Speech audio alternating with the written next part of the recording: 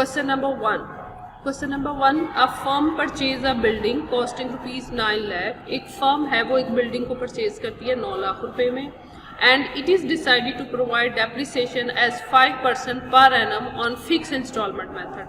और वो ये कहती है कि हम आपको डेप्रिसिएशन प्रोवाइड करेंगे फिक्स इंस्टॉलमेंट मेथड से 5% पर एनम।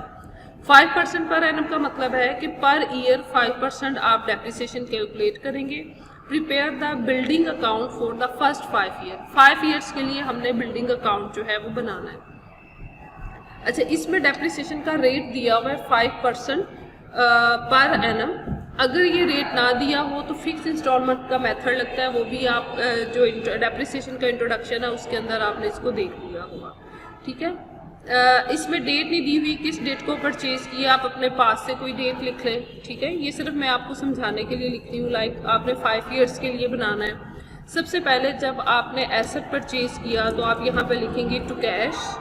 एसेट आपने कैश से परचेज किया है, उसकी क्या वैल्यू है 9 लाख। ठीक है, एक पूरा साल गुजरने के बाद, पूरा साल में अगर आपने यकम जनवरी 2000 को एसेट खरीदा है तो 31 दिसंबर 2000 को आपने उसकी डेप्रिसिएशन क्लोज करनी है। तब एक साल पूरा होता है उस एसेट को परचेज किए हुए।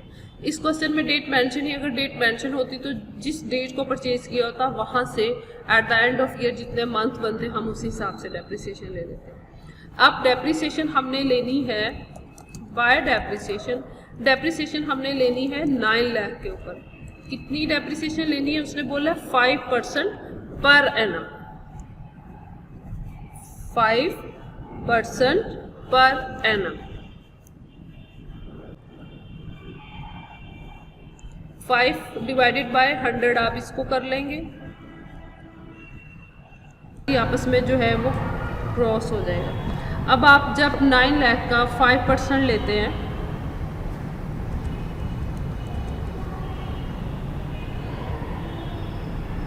आप कैलकुलेटर भी अपने साथ ओपन कर सकते हैं।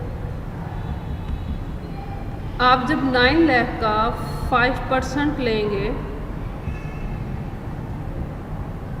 परसेंट ऐसे ही लेते हैं ना, जो परसेंट है उससे मल्टीप्लाई बाय 5 डिवाइडेड बाय 100, तो ये आ रहा है 45,000।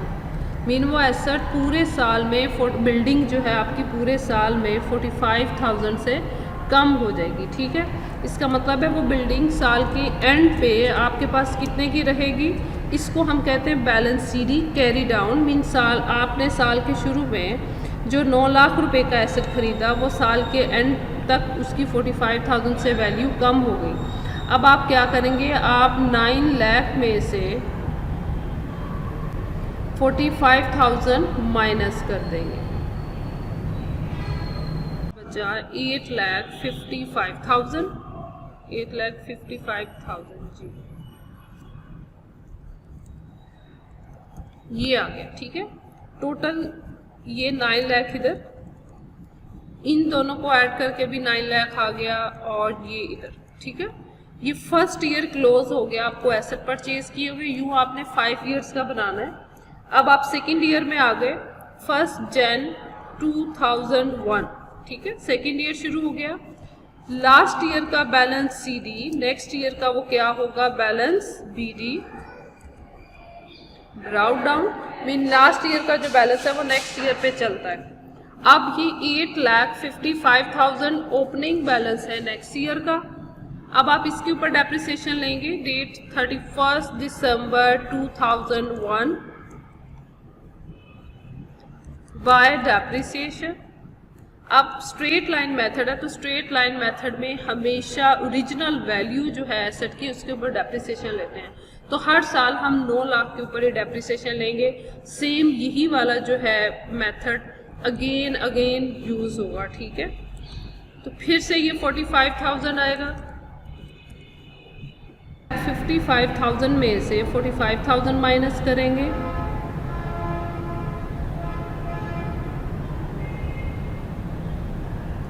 तो आपके पास 8,10,000 रिमेनिंग बैलेंस आएगा। ठीक है, अब ये टोटल 8,55,000 और 8,55,000 ही यहाँ पे 2 ईयर्स आपके कंप्लीट हो गए। अब आप थर्ड ईयर में जाएंगे, 1 जनवरी 2002, लास्ट ईयर का बैलेंस CD, फिर यहाँ पर आपका आके बना balance PD 8,10,000 same as it is. फिर आप यहाँ पे क्लोजिंग डेट लिखेंगे 31 दिसंबर 2002। फिर आप डेप्रिसिएशन कैलकुलेट करेंगे। अब चूंकि ये स्ट्रेट लाइन मेथड है तो डेप्रिसिएशन बार बार यही वाली रिपीट होती जाएगी। 45,000। अब आप फिर यहाँ पे बैलेंस CD निकालेंगे। इट्स मीन के थर्ड ईयर के एंड पे आपका जो वो बिल्डिंग है या एसेट है वो 1,10,000 का रह गया था थर्ड ईयर के स्टार्ट में, और थर्ड ईयर के एंड पे कितने का रह गया? आप 1,10,000 में से 45,000 लेस कर देंगे, 7,65,000 7,65,000 का आपका बैलेंस CD है।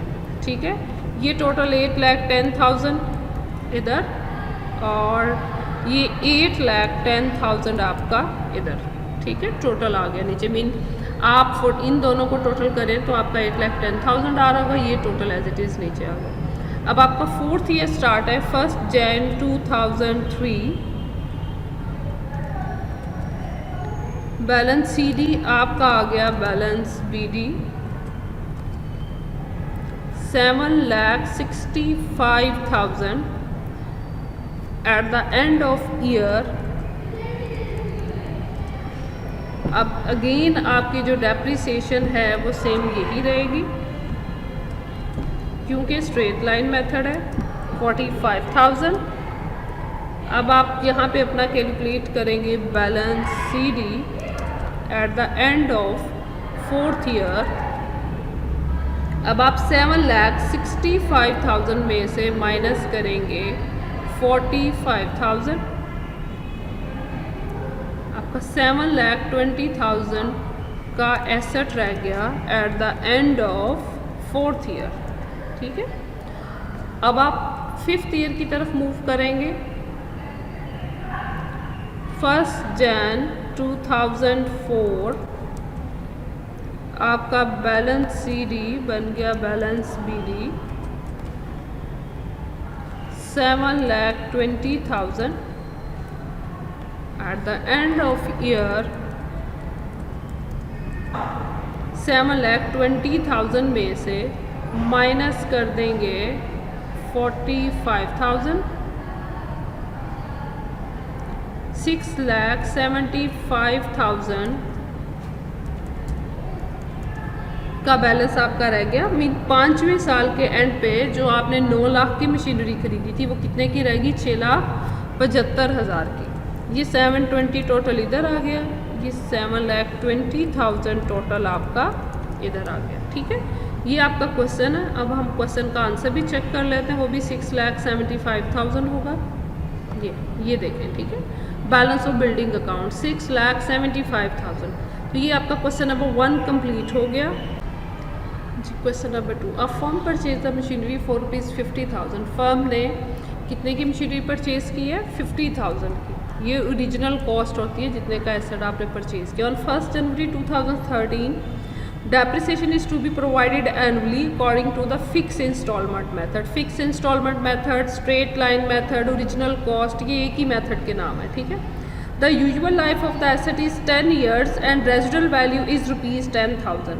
अब देखिए लास्ट वाले क्वेश्चन में परसेंटेज थी, यहाँ पर परसेंटेज नहीं है। तो जब क्वेश्चन के अंदर परसेंटेज अवेलेबल नहीं है वहाँ पर आप क्या लगाएंगे? वहाँ पे आप फॉर्मूला लगाएंगे। फॉर्मूला है आपका डेप्रीसिएशन।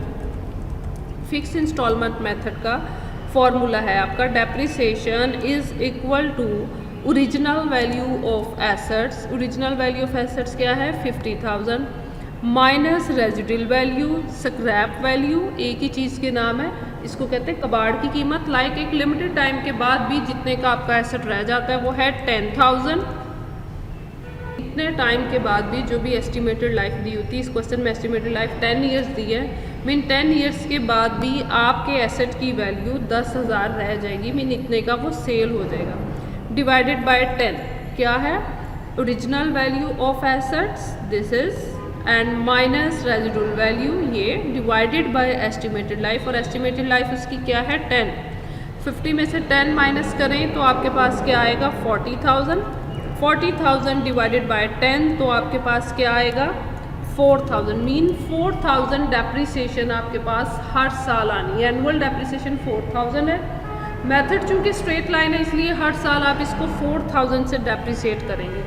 50,000 میں آپ 4,000 لیس کریں ریمیننگ آپ کے پاس رہ گیا 46,000. یہاں پر آپ کا ٹوٹل 50,000 ہی آئے گا اور یہاں پر بھی آپ کا ٹوٹل 50,000 آئے گا. بیلنس سی ڈی 46,000 یہاں پر آپ کا آ گیا. ڈیپریسیشن آپ نے فارمولا سے کیلکولیٹ کر لی اسٹریٹ لائن میتھڈ ہے ہر سال سیم ڈیپریسیشن رہے گی. 46,000 میں سے جب آپ نے 4,000 لیس کیا تو یہ آ گیا 42,000. 46,000 یہاں آ گیا اور 46,000 یہاں پہ آ گیا. ٹھیک ہے. Balance C D next year کا بیلنس بی ڈی یہ کوشچن میں اس نے کہا ہے 4 ایئرس کا بنانا ہے. پھر آپ کا 4,000 ٹھیک ہے. اب آپ کا جو بیلنس سی ڈی ہے وہ کتنا رہ جائے گا 38,000. اس سائڈ کا ٹوٹل 42,000 یہاں پر بھی ٹوٹل 42,000 آ گیا.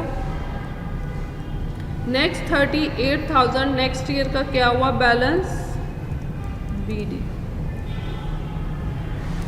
38,000 یہاں پہ بھی 4,000. 38,000 میں سے اب آپ پھر 4,000 لیس کریں گے تو 34,000 آپ کا کیا ہے balance C D at the and of 4th year of assets. Main us assets کو 4 سال جب آپ نے یوز کیا تو چوتھے سال کے اینڈ پہ اس کی ویلیو 34,000 رہے گی. ٹھیک